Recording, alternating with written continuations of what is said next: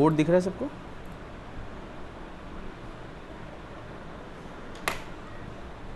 ठीक है। हमने कल पढ़ा anomalous behaviour of water.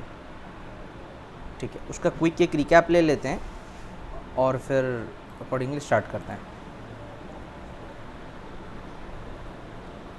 Voice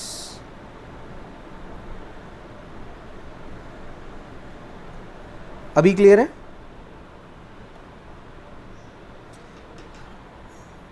okay. Anomalous behaviour of water का एक समरी लेते हैं, फिर स्टार्ट करेंगे। ठीक है, एनामलस बिहेवियर ऑफ वाटर में क्या क्या बेसिक चीज़ें अपने को ध्यान रखनी थी। नॉर्मल बिहेवियर क्या होता है, सबको पता है क्या? किसी भी मटेरियल का नॉर्मल बिहेवियर, अगर उसको हीट कर दो तो क्या होगा वो? पहले एक्सपैंड होगा कि कॉन्ट्रैक्ट होगा? एक्सपांड होगा, ठीक है ना। एक्सपांड होने का मतलब वॉल्यूम के ऊपर क्या फ़र्क पड़ेगा? वॉल्यूम बढ़ेगी। डेंसिटी पे क्या फ़र्क पड़ेगा? Density decrease. ये बात ठीक है ना। ये हीटिंग के ऊपर फ़र्क पड़ता है नॉर्मली, ठीक है। कूलिंग करेंगे अगर अपन, तो कूलिंग के ऊपर में क्या फ़र्क पड़ता है?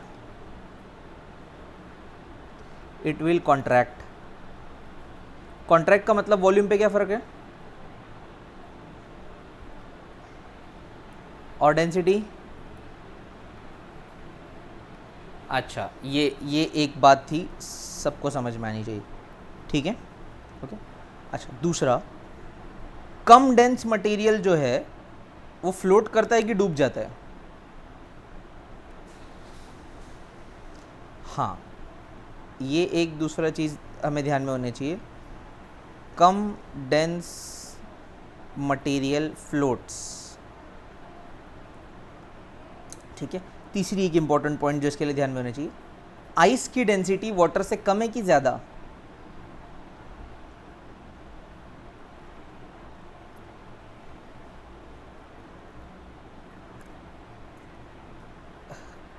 एकदम सिंपल सी बात है, ग्लास में आइस डाले पानी के साथ में, आइस नीचे जाके बैठ जाती है, तो फिर, और कम डेंसिटी वाला मटेरियल फ्लोट कर रहा है, तुम ही बोल रहे हो, तो आइस की डेंसिटी वाटर से कम हो गई, तो ice is less dense then water, ठीक है। ये हो गया एक और चीज़ इंपॉर्टेंट जो याद में रखनी है, ठीक है। तो आइस की डेंसिटी वाटर से कम है, ठीक है। अच्छा, अब वाटर का बिहेवियर, कोई एक टेम्परेचर टी है, मान लो 10 डिग्री 12 डिग्री सेल्सियस है, ठीक है। वहाँ से लेकर के 4 डिग्री सेल्सियस तक, और 4 डिग्री से लेकर के 0 डिग्री तक, यहाँ से यहाँ तक में अगर कूल कर रहे हैं हम, कूलिंग हो रही है किसकी? वाटर की, ठीक है। तो 4 डिग्री से 12 डिग्री से 4 डिग्री, बताओ एक्सपांड होगा कि कॉन्ट्रैक्ट?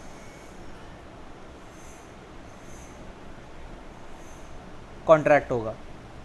अच्छा, कॉन्ट्रैक्ट होगा तो डेंसिटी?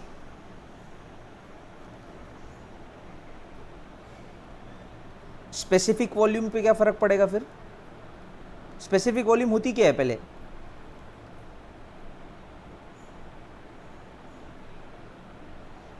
हाँ, specific volume is inverse of density, 1 upon density, ठीक है ना। स्पेसिफिक वॉल्यूम जो होती है वो 1 अपॉन डेंसिटी होती है।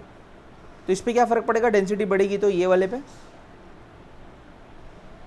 स्पेसिफिक वॉल्यूम डिक्रीज़ होगा, ठीक है। तो अगर मैं एक ग्राफ बनाऊंगा ऐसे, यहाँ पे, यहाँ स्पेसिफिक वॉल्यूम होगी इस वाले कर्व पे, इस वाले पे टेम्परेचर ले लेते हैं, ठीक है। तो यहाँ पे अगर मेरे पास टेम्परेचर होगा और यहाँ पे मेरे पास अगर स्पेसिफिक वॉल्यूम होगी, अब टेम्परेचर जो है वो मान लो 12 डिग्री सेल्सियस है यहाँ पे, तो 4 डिग्री सेल्सियस तक का अगर कूलिंग किया तो स्पेसिफिक वॉल्यूम घटेगी, बराबर कि नहीं? ठीक है। तो curve will be somewhat like this, okay अच्छा 4 डिग्री के बाद 420 वाटर का behaviour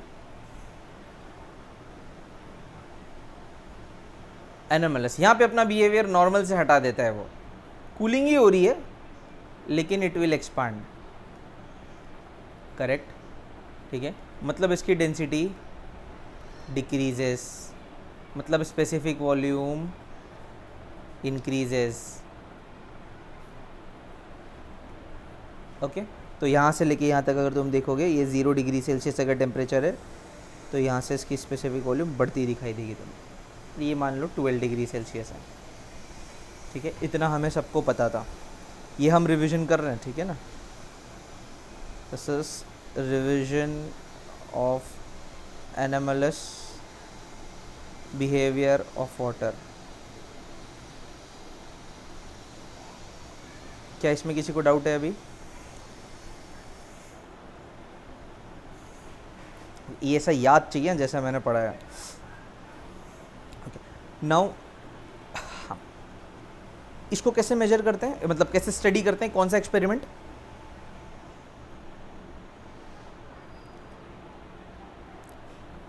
what is the experiment to study anomalous behaviour of water?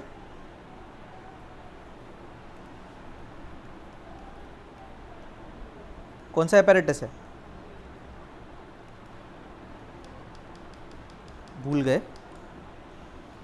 हाँ, apparatus to study anomalous behavior of water is Hope's apparatus। ठीक है, होप्स apparatus का working आता है सबको? यहाँ पे कोल्ड होते रहेगा, एक्सपांड, डेंसिटी बढ़ेगी, बड़ी डेंसिटी गोज डाउन, 4 डिग्री तक ये नीचे जाएगा, इसका टेम्परेचर फास्ट कम होगा, इसका टेम्परेचर स्लो कम होगा। एक बार पूरा जो कॉलम है उसका टेम्परेचर अगर 4 डिग्री हो जाए, उसके बाद में अगर फर्दर कूल हुआ तो this will become less dense, ये ऊपर की तरफ जाएगा और इसका टेम्परेचर रैपिडली कम होगा और T1 का टेम्परेचर थोड़ा लेट कम होगा। तो ये T2 का कर्व है और ये T1 का कर्व है। Okay, this was anomalous behaviour of water, इतना हमने कल पढ़े था। आज जो हम पढ़ने जा रहे हैं वो ड्यू पॉइंट एंड ह्यूमिडिटी, ठीक है ना, इसके ऊपर डिस्कशन है। तो let's begin, due point and humidity. ये 2 क्वेश्चन थे, तुम्हें आंसर करने हैं और मैंने होमवर्क दिया था आई गेस ये 2 क्वेश्चन, ठीक है ना। In cold region the aquatic plant and animal can survive while the atmospheric temperature goes below 0 degree Celsius. क्यों ऐसा होता है, ठीक है ना। और एक और ये, in cold region water pipeline and rocks या रोड्स क्रैक्स, ठीक है ना, क्यों ऐसा होता है। ओके सो ये 2 था। अभी let's begin with today's lecture, due point and humidity, ठीक है। So let me right the topic over here, due point and humidity.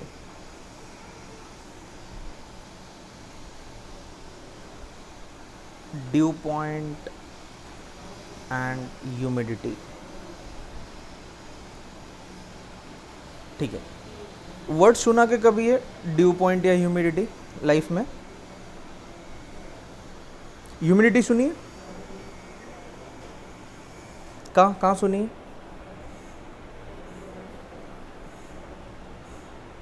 क्या बोलते हैं ह्यूमिडिटी, किधर सुना है स्टेटमेंट ह्यूमिडिटी? हाँ, लेकिन अक्सर फ्रीक्वेंटली कहाँ, कौन सा सिनेरियो में ऐसा तुमने सुना कि कोई बात कर रहा है इसकी? हाँ, हॉट एंड ह्यूमिड क्लाइमेट, ठीक है ना, ऐसा। तो हम बोलते हैं कि ह्यूमिडिटी बहुत ज़्यादा है, ठीक है। कब बोलते हैं ऐसा? जब पसीना आता है, करेक्ट। अगर बहुत पसीना आने लग गया तो हम बोलते हैं यार ह्यूमिडिटी बहुत ज़्यादा है आज। ठीक है ना। तो ऐसा हमारा नॉर्मल स्टेटमेंट रहता है। अगर हम देखें, सुने होगे तुम लोगों ने, तो व्हेन वी स्वेट वी से ह्यूमिडिटी बहुत ज़्यादा है, ठीक है ना, ह्यूमिडिटी बहुत ज़्यादा है। ऐसा क्यों बोलते हैं? क्या ह्यूमिडिटी की वजह से पसीना आता है क्या? ह्यूमिडिटी मतलब क्या?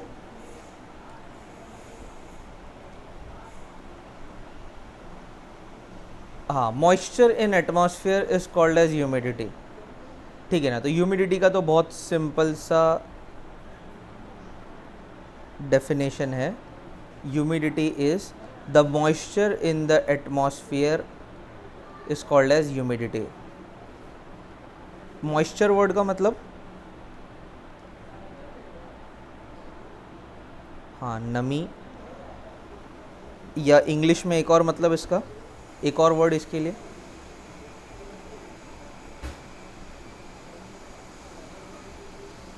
नहीं, मॉइस्चर का मतलब वाटर वेपर कंटेंट। नमी मतलब क्या? पानी के वेपर्स ना, करेक्ट। मॉइस्चर का एक और मतलब क्या है? वाटर वेपर कंटेंट,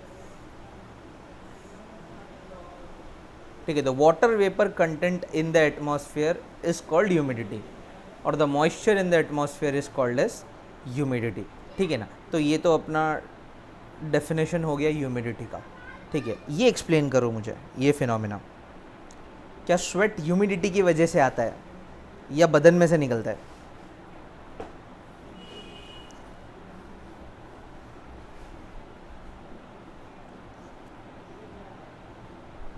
क्या बोला तुमने? Moisture in the,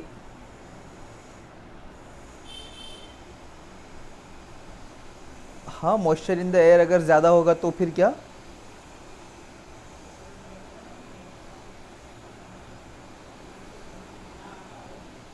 which system?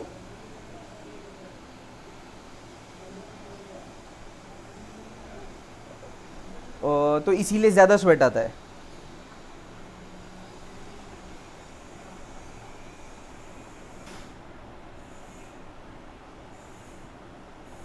अच्छा, if there is too much moisture in the atmosphere, that moisture gets stuck to the body and we start feeling sweaty. This is your explanation. अच्छा, नहीं, किसी ने अभी तो एक्सप्लेन किया।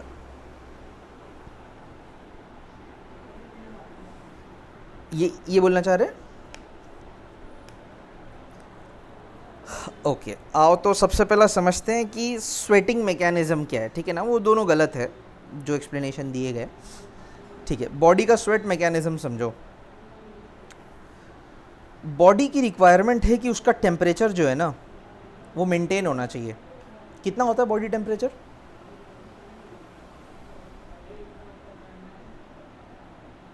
Yes, very good, ठीक है ना। अक्सर हम फ़ारेनहाइट में मेज़र करते हैं, तो इट्स सम 98 और समथिंग, ठीक है। तो पहले तो हम सीख रहे हैं स्वेटिंग मैकेनिज्म, ठीक है। सो ये सपोज करो तुम्हारा हाथ है, ठीक है, ऐसे, दिस इज़ योर हैंड, ठीक है, और एक थंब भी है। हमारे बॉडी का टेम्परेचर जो है ना, वो 37 डिग्री सेल्सियस मेंटेन होना चाहिए, ठीक है। तो बॉडी क्या करती है, अगर टेम्परेचर एटमॉस्फेयर का, ये जो बाहर सराउंडिंग है, उसका टेम्परेचर अगर बढ़ने लग जाए, तो ये सराउंडिंग चाहता है कि हमारे बॉडी का भी टेम्परेचर बढ़े, ठीक है, ओके। अच्छा, ये समझने से पहले एक चीज़ और समझाओ मुझको। तुमने वो नींबू शरबत वाला देखा है? वो जो 2 मटके लेकर के नींबू पानी बना के देते रहता है, उसके पास जो बड़े मिट्टी के बर्तन होते हैं, उसके ऊपर एक रेड कलर का कपड़ा डालता है और उसको अक्सर गीला करते रहता है।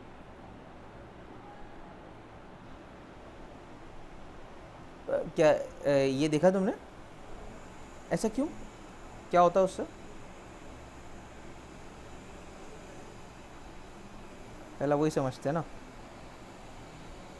ऐसा अगर पॉट है उसके पास, ठीक है ना, ऐसा, तो उसके ऊपर वो, ये अर्थन पॉट है, ठीक है ना। ओके, एक मिनट।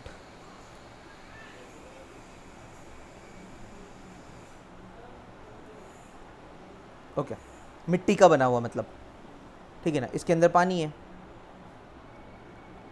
हाँ, मिट्टी के बर्तन में पानी ठंडा रहता है, ये तो सुना है। कि ये भी नहीं सुना तुम लोगों ने? हाँ, मिट्टी के बर्तन में या मिट्टी का मटका होगा, उसमें पानी ठंडा होता है, क्यों? That's my question.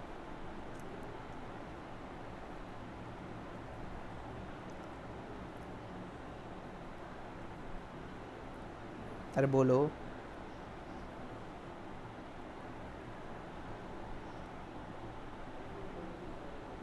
हाँ बिल्कुल सही है, वो लाल कपड़ा गीला करके इसीलिए लगते हैं कि पानी ठंडा रहे। कैसे उस गीले कपड़े से पानी ठंडा रहता है?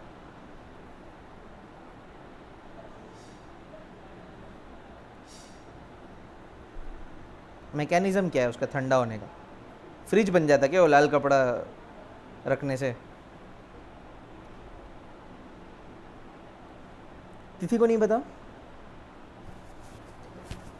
और कभी गौर भी नहीं किया सर, सोचे ही नहीं हमने। 10 रुपया दिए, नींबू पानी पिए, निकले अपना। कौन सोचते खड़ा रहेगा वहाँ पे इतना? सही ना?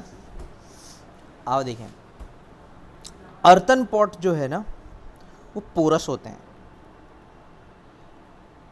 पोरस का मतलब उसके अंदर होल्स होते हैं छोटे छोटे, ठीक है। अगर मैं एक अर्थन पॉट बनाऊँ, ऐसे ये अर्थन पॉट है तुम्हारा, तो इसके मिट्टी के अंदर में ना होल्स होते हैं। अब उसके ऊपर अगर तुम कपड़ा रख दो, या कपड़ा नहीं भी रखो, कपड़ा रखोगे तो ज़्यादा ठंडा होगा।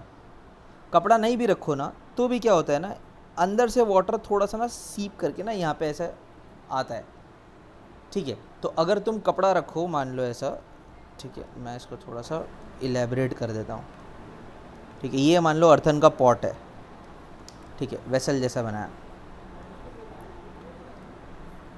ठीक है। This is my earthen vessel, okay, ऐसा। और यहाँ पे इसकी ओपनिंग है जहाँ से हम पानी वानी निकालते हैं, okay. This is my pot, let me make this. हाँ, ये मिट्टी की बनी हुई है, ठीक है, ऐसा। और यहाँ से हम पानी वानी निकालने के लिए ओपनिंग है, मान लो, ठीक है। तो इसके अंदर ना होल्स होते हैं ऐसे छोटे से। ये अर्थन पॉट है, ठीक है, इट इज़ पोरस, मतलब इट हैज़ होल्स। अब तुमने अगर कपड़ा दिया ना इसके ऊपर और उसको गीला किया, या नहीं भी किया, नॉर्मली भी, तो वाटर जो है ना यहाँ पे आता है अंदर से, बिकॉज ऑफ होल्स, ठीक है ना। वाटर यहाँ आता है हल्का सा, ठीक है। तो वाटर के माइन्यूट माइन्यूट ड्रॉपलेट्स जो है ना, वो ऐसे यहाँ पे सरफेस पे बनते हैं, ठीक है। क्यों? अंदर वाटर है और ये होल्स थोड़े से पोरस है, तो इस वजह से वाटर सर यहाँ पे सब जगह थोड़ा थोड़ा सा बाहर आ जाएगा। सर कभी देखा नहीं मैंने ऐसा।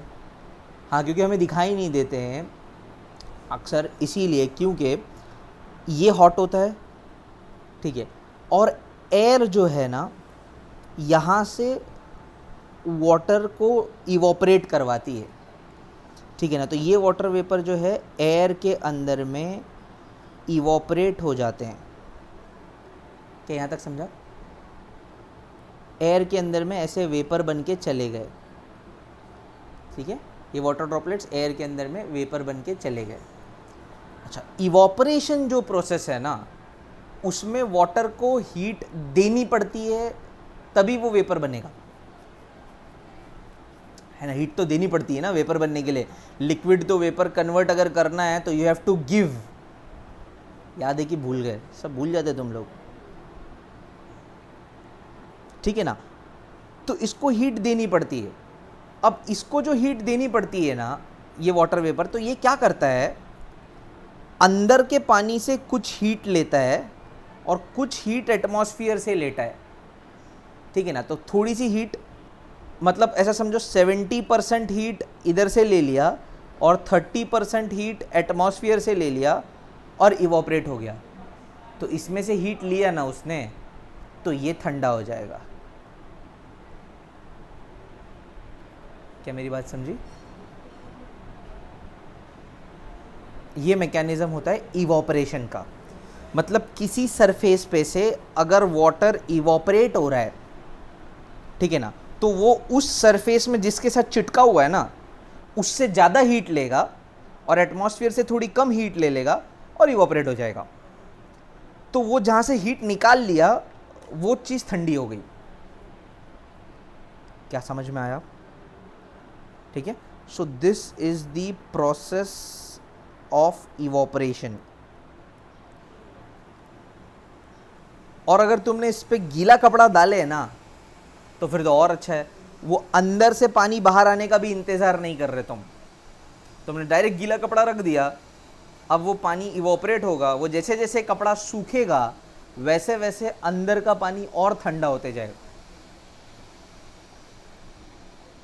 क्लियर? समझ में आया? ओके। अब स्वेट का क्या मैकेनिज्म है? अब मैकेनिज्म ऑफ स्वेट, ये तो प्रोसेस ऑफ इवोपरेशन मैंने एक्सप्लेन कर दिया, ठीक है। पानी जिस सरफेस से इवोपरेट हो, वो उस सरफेस से ज़्यादा हीट लेगा और एटमॉस्फेयर से कम हीट लेगा और इवोपरेट हो जाएगा। तो इस प्रोसेस में जिस सरफेस से उसने ज़्यादा हीट ली वो तो ठंडी हो गई, ठीक है। अब स्वेट का मैकेनिज्म देखो। स्वेट का मैकेनिज्म भी इसी तरीके से है, ठीक है। स्वेट का मैकेनिज्म क्या है कि मेरे पास मेरा हाथ है, ठीक है, this is my thumb and these are my fingers, okay.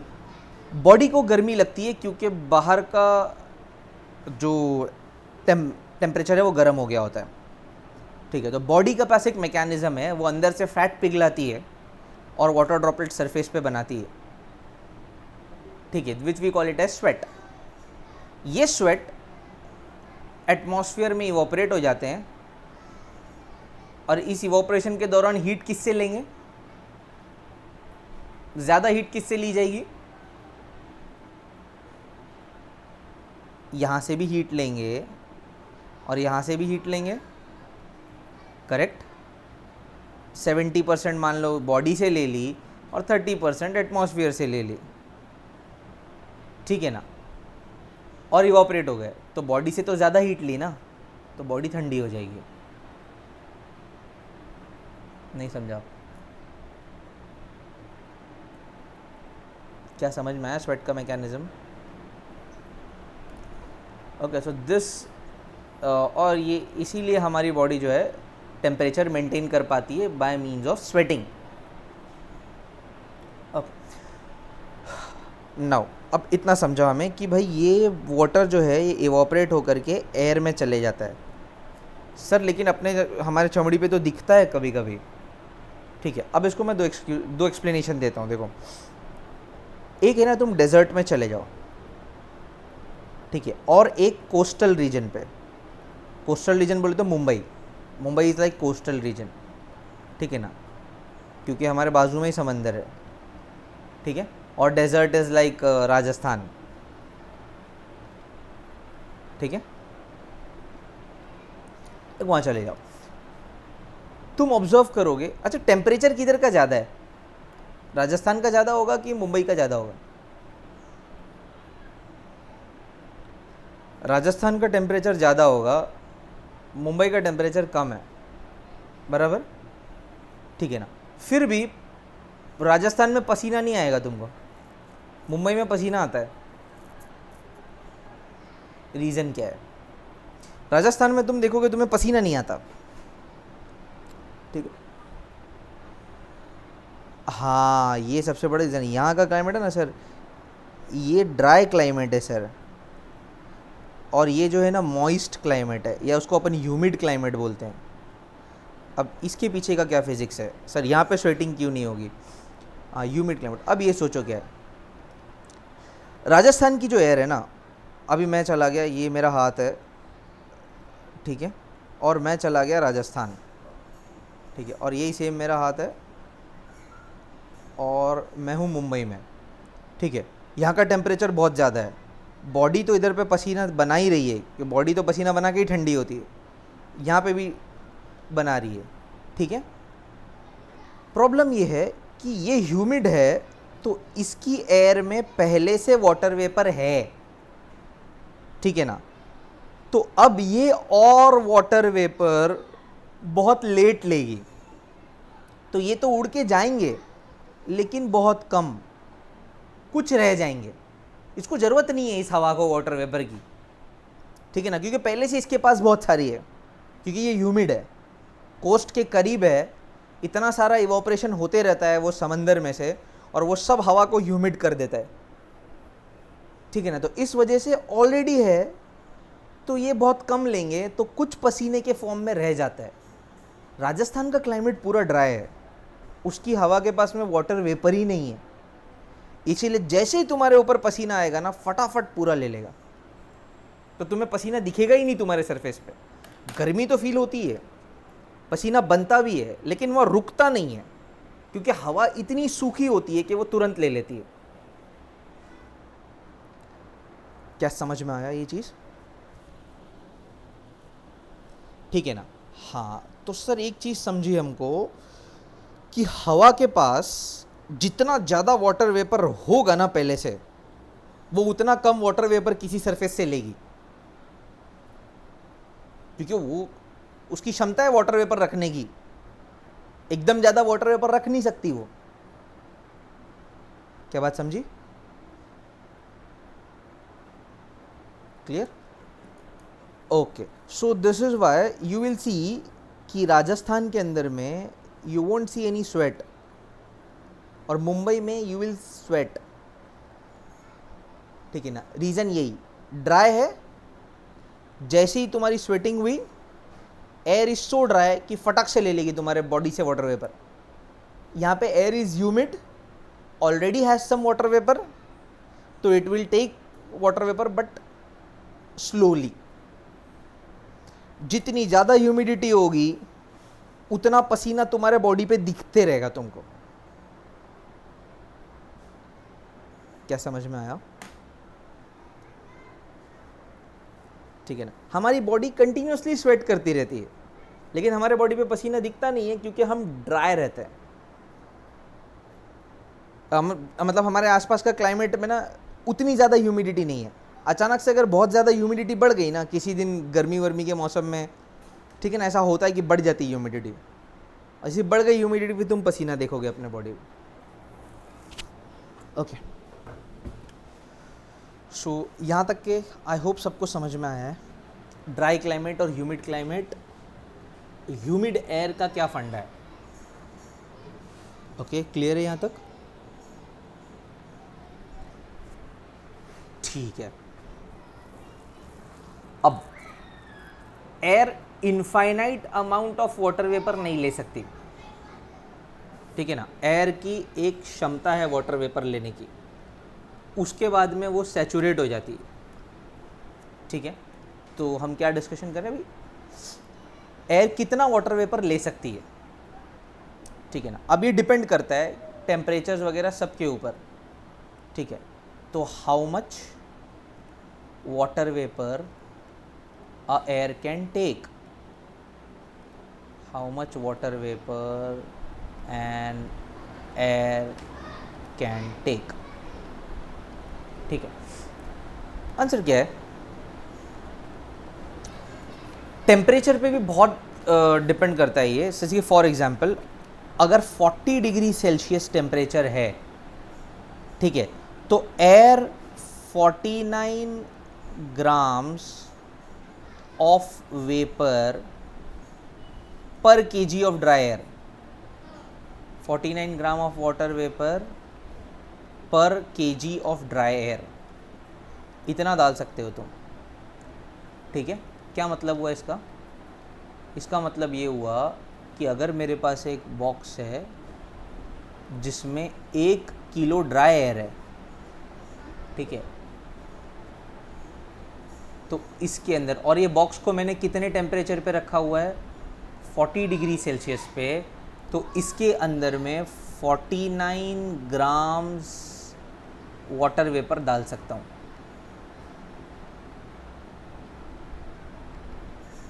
क्या समझा? क्लियर? ओके। अच्छा सर, 49 ग्राम से एक ज़्यादा डाल दिया तो 50 ग्राम ज़्यादा डाल दिया तो क्या होगा? ठीक है ना। हाँ, अगर 50 ग्राम ज़्यादा, 50 ग्राम डाल दिए ना तुमने, तो 1 ग्राम कंडेंस हो जाएगा ड्रॉपलेट के फॉर्म में। मान लो तुम्हारे पास यही सेम एयर है, ठीक है, same temperature 40 degree Celsius, 1 kg dry air, ठीक है, और तुमने इसमें वाटर वेपर डाल दिया कितना, 50 ग्राम। कितनी की इसकी कैपेसिटी है रखने की? 40 डिग्री सेल्सियस पे 1 kg ड्राई एयर कितना रख सकती है? 49 gram. How much you have added? 50 gram water vapour. तो होगा क्या, 49 ग्राम वेपर के फॉर्म में रहेगा, 1 ग्राम जो है ना वो ड्रॉपलेट बन के ऐसा कंडेंस हो जाएगा, ठीक है। 1 ग्राम वाटर वेपर के तुम ऐसे ड्रॉपलेट देखोगे, ये वाटर ड्रॉप्स है, ठीक है। कितने का?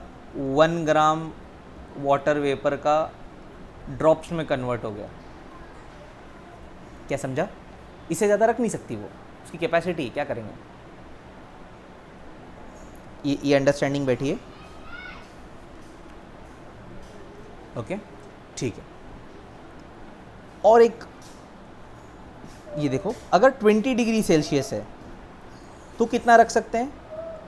14.2 ग्राम ऑफ वेपर पर kg ऑफ ड्राई एयर,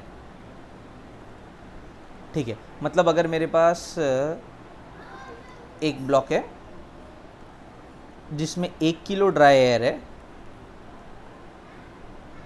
ठीक है ना, तो उसके अंदर मैं 14.2 ग्राम्स वेपर रख सकता हूँ, बस इतना ही, बहुत कम, ठीक। कितना रख सकता हूँ? खाली 14.2 ग्राम्स वाटर वेपर रख सकता हूँ। ये ब्लॉक कितने पे मेंटेन होना चाहिए?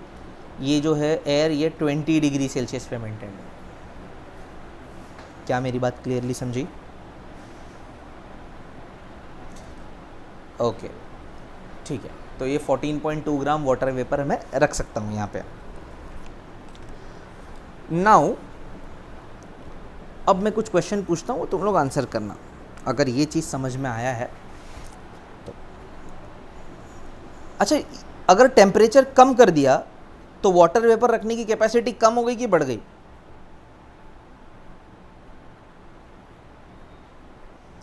कम हो गई, ठीक है ना, ठीक है, हाँ, कम हो गई।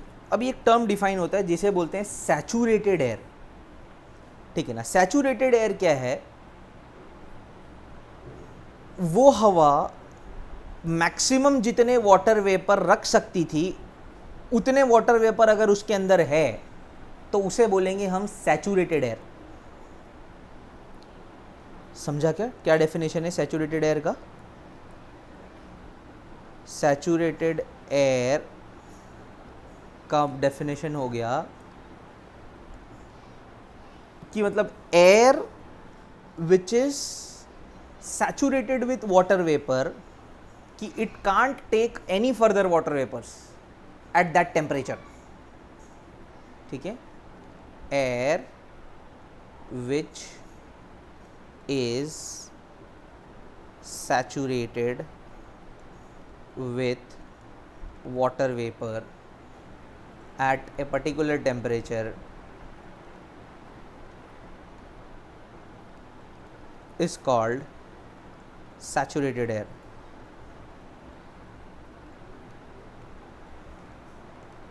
Okay, clear? Now answer this. मेरे पास एक एयर है, 1 kg ड्राई एयर है, ठीक है। टेम्परेचर मान लो है 30 डिग्री सेल्सियस, ठीक है। इट इज़ 1 kg ड्राई, ठीक है। सैचुरेशन के लिए वाटर वेपर, ठीक है, 49 ग्राम से कम लगेंगे कि ज़्यादा?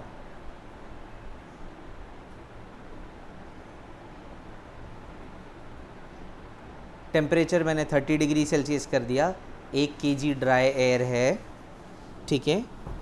टेम्परेचर 40 डिग्री है तो 49 ग्राम रख सकती है। टेम्परेचर 30 डिग्री है तो 49 से कम रखेगी कि ज़्यादा? 49 ग्राम से कम रखेगी, ठीक है ना। 14.2 ग्राम से ज़्यादा रखेगी कि कम? 14.2 ग्राम से तो ज़्यादा रखेगी, ठीक है ना, उसे कम, ठीक है। अच्छा, मैं नेक्स्ट क्वेश्चन। तो ये तो समझ में आ गया कि ये जितना भी वेपर हो गया, ठीक है, जो भी वाटर वेपर होगा वो 49 ग्राम से तो कम होगा और 14.2 ग्राम से तो ज़्यादा होगा, जो भी इसके अंदर एक्स क्वांटिटी के वेपर होंगे। Clear? Okay. Now one more thing, अगर मेरे पास एक एयर है, ठीक है, टेम्परेचर है 40, ठीक है, सैचुरेटेड एयर है, टेम्परेचर 40 डिग्री सेल्सियस पे सैचुरेटेड एयर है, मतलब वाटर वेपर कितना होगा? हाँ, सैचुरेटेड एयर है, अगर टेम्परेचर 40 डिग्री सेल्सियस है तो बात समझ में आ जाती है कि इसके अंदर में 49 ग्राम्स जो है वो वाटर वेपर होंगे, ठीक है। मैंने क्या कर दिया ना, इस एयर को ठंडा कर दिया, ठीक है, ये एयर को मैंने कूल कर दिया और 20 डिग्री सेल्सियस तक ले आया, ठीक है ना। होगा क्या? कूल करके 20 डिग्री तक ले आया, क्या होगा?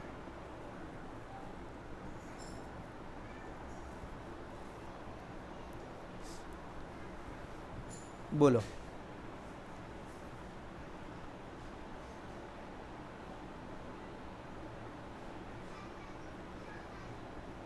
हाँ, कितना वेपर रहेगा पहले तो ये बताओ यहाँ पे।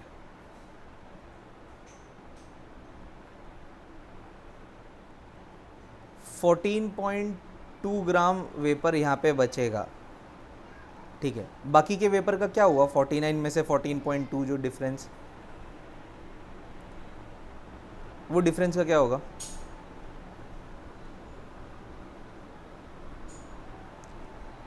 हाँ, वो जो डिफरेंस है उसके ड्रॉपलेट फॉर्म में कंडेंसेशन चालू होगा, ठीक है ना। तो यहाँ पे तुम्हें वाटर ड्रॉप्स मिलेंगे, कितने के? 49 माइनस 14.2 ग्राम्स के। क्या मेरी बात समझ में आई? ठीक है। So this is the interchange between temperature and water vapour required to saturate the air. Okay, ठीक। तो अब इतना हमें समझ में आया, तो हमें समझा कि भाई सैचुरेटेड एयर क्या होती है, जिसके अंदर अब और वाटर वेपर लेने की क्षमता नहीं है, that air is called as saturated air, और वो टेम्परेचर के ऊपर डिपेंड करता है, ठीक है ना। One more term is there which is called as dew point, ठीक है। ड्यू पॉइंट क्या होता है? वो टेम्परेचर जिस टेम्परेचर पर एक गिवन एयर सैचुरेट हो जाए, that is called as dew point. जैसे कि मान लो मेरे पास मैं पहले इसका डेफिनेशन लिख देता हूँ, ठीक है। Temperature at which a given air with its water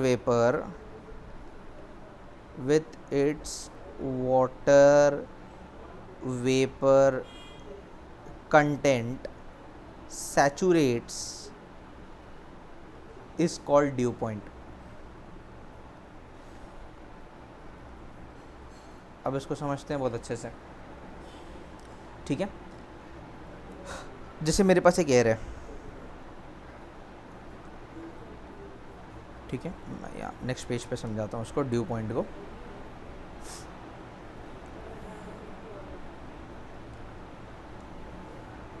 take this,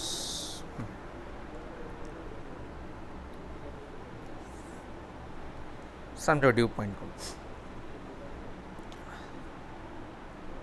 मेरे पास एक एयर है,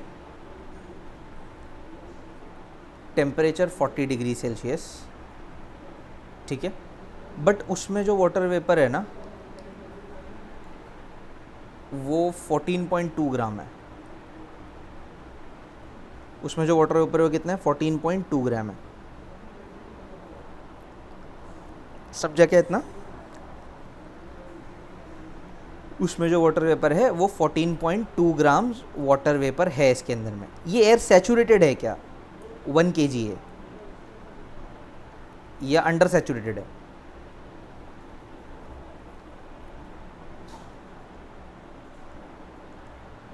इज दिस एयर सैचुरेटेड?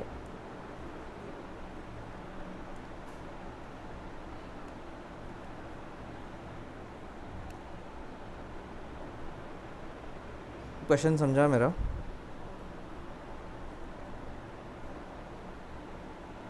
तो ये एयर सैचुरेटेड है कि नहीं है, मतलब इसके अंदर इतने वाटर वेपर है क्या कि जितने वो रख सकती है, उससे ज़्यादा नहीं रख सकती, इतने हैं क्या इसके अंदर? नहीं। ये कितने रख सकती है?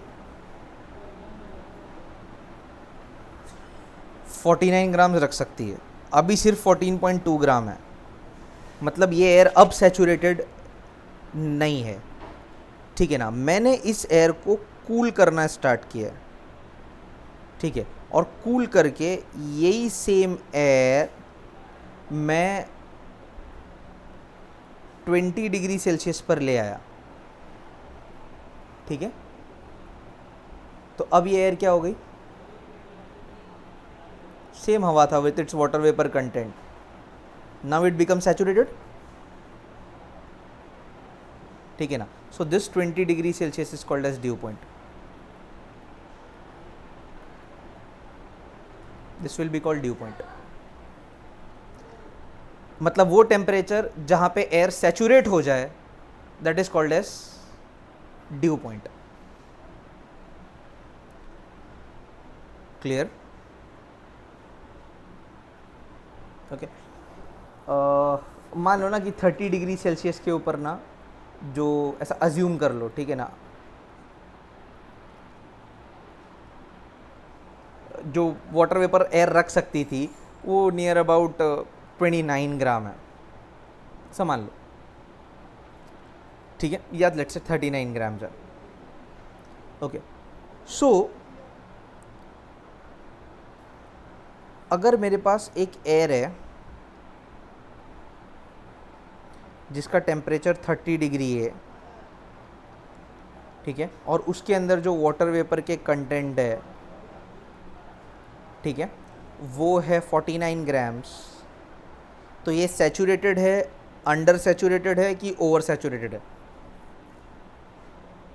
मतलब सैचुरेशन से ऊपर चला गया,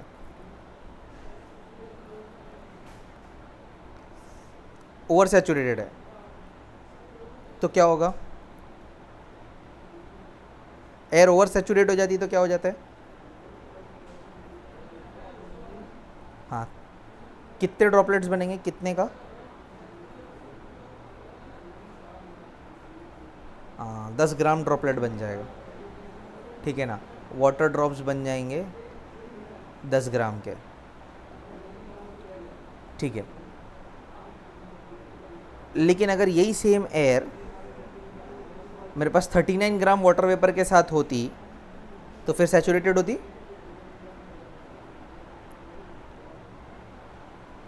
करेक्ट। और फिर वो 30 degree Celsius would have been the dew point then. अगर ये सेम चीज़ अगर 39 ग्राम ऑफ वाटर वेपर के साथ होती, then this would have been a dew point. क्या ड्यू पॉइंट का मतलब समझा? ठीक है। अब ड्यू बनने का फिनोमेना ना हम बहुत जगह देखते हैं, ठीक है ना। अगर फ्रिज में से बॉटल निकाल के रख दो तो उसके ऊपर ड्यू बन जाता है, पानी की लाइन आ जाती है, ठीक है ना। देखा ही है, वो पानी आता कहाँ से? अगर मैंने एक बॉटल को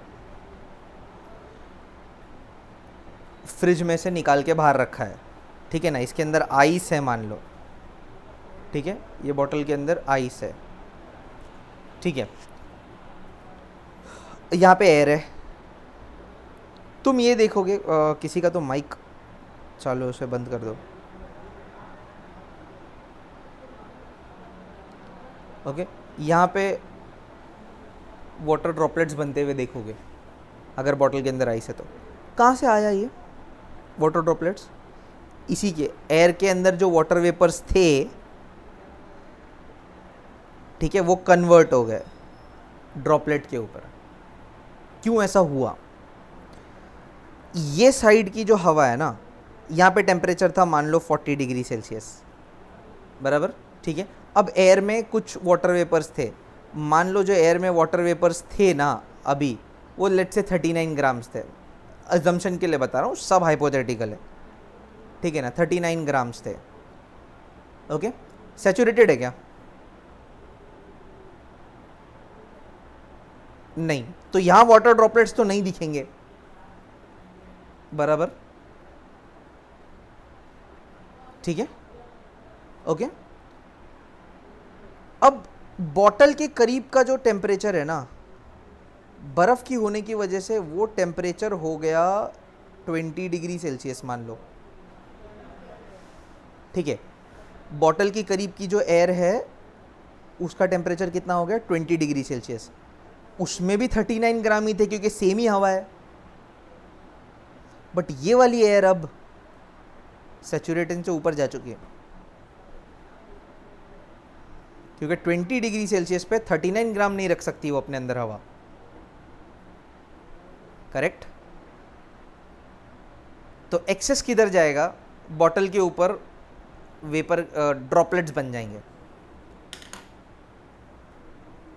समझा कि नहीं? ठीक है। सो दिस इज़ हाउ एक फ्रिज में से बॉटल निकालो तो वो ठंडी दिखती है, मतलब उसके ऊपर वाटर ड्रॉपलेट्स जम जाते हैं, कंडेंस हो जाते हैं, ओके। और कहाँ दिखते हैं ड्यू फॉर्मेशन? और डे टू लाइफ में किधर देखा?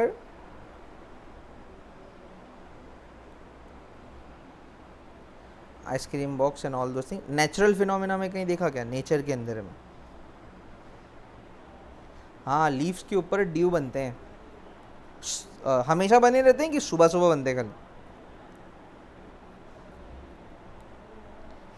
हाँ, सुबह के टाइम पे हम देखते हैं ना अक्सर कि लीव्स के ऊपर जो है ना ड्रॉपलेट्स बने रहते हैं, या ग्रास के ऊपर। अगर तुम ग्राउंड राउंड में जाओगे तो मॉर्निंग में अगर वॉक करने जाओगे, ठीक है ना, during morning walks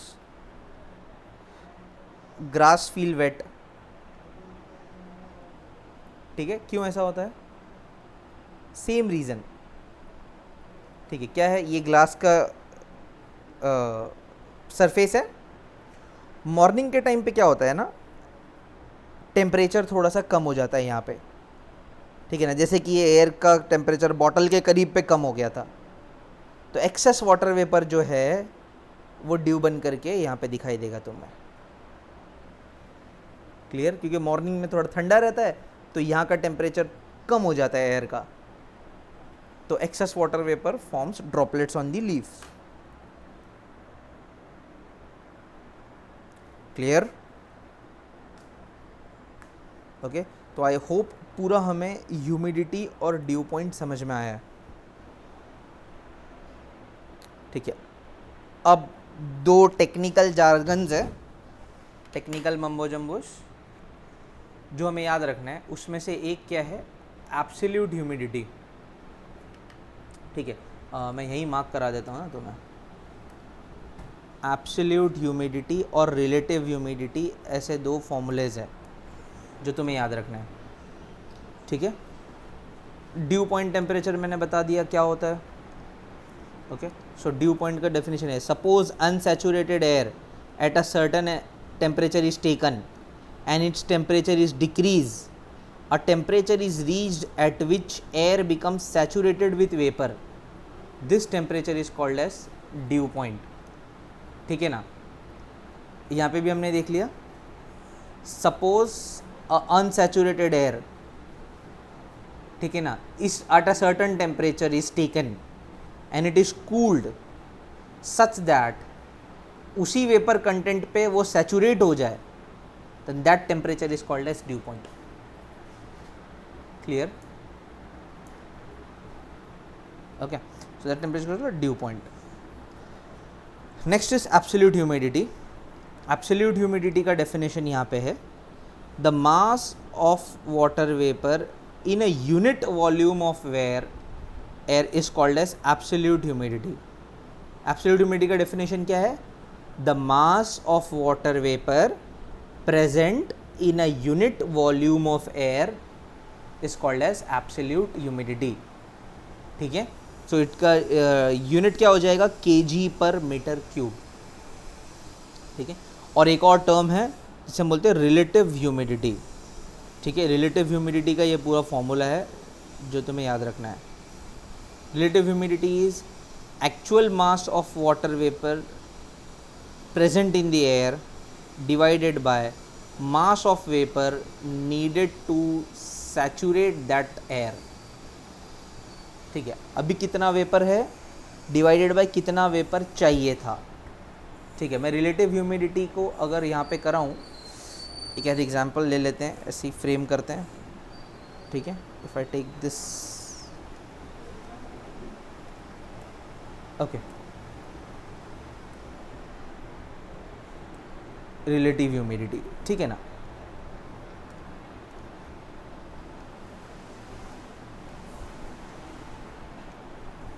this actual mass of water vapor content in the air in a given volume divided by mass of vapor needed to saturate the air in that volume। ठीक है ना, मान लो अगर मेरे पास एक एयर है, ठीक है, और उसका टेम्परेचर है 40 डिग्री सेल्सियस, ठीक है, और 1 kg ड्राई एयर है। ओके, और लेट्स से इसके अंदर जो वाटर वेपर है इसके अंदर में वो अभी है 39 ग्राम्स, ठीक है, या 30 ग्राम्स है। Is the air saturated? No. अगर तुम्हें पूछा जाए कि what is the percentage relative humidity, तो percentage relative humidity actual mass of water vapour content in the air which is 30 gram, mass needed to saturate that air. इस air को कितना मास रहेगा तो ये सैचुरेट हो जाती है? 49 grams into 100 into 100, that will be the relative humidity. समझ में आया? तो this is an example of relative humidity. Okay, suppose ऐसे एक और एग्जाम्पल ले लेते हैं। एक एयर है वो ड्यू पॉइंट पे है,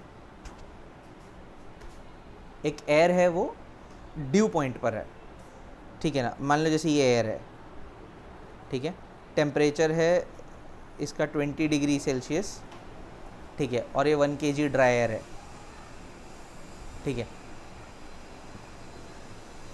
अगर मैंने बोल दिया ये टेम्परेचर ड्यू पॉइंट है, मतलब इसके अंदर वेपर कितने होंगे?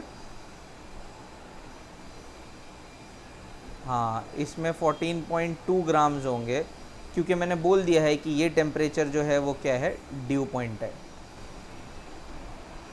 ओके, तो उसमें 14.2 ग्राम्स। ओके, इसकी रिलेटिव ह्यूमिडिटी कितनी है अगर निकालने बोला तो उसने? What is the percentage relative humidity? Vapour कितने हैं? 14.2। कितने चाहिए? 14.2 ही चाहिए, तो रिलेटिव ह्यूमिडिटी आ गई 100%। क्या समझ में आया? तो at dew point relative humidity is always 100%। तो यहाँ पे एक डेफिनेशन है, यहाँ पे एक इम्पॉर्टेंट नोट,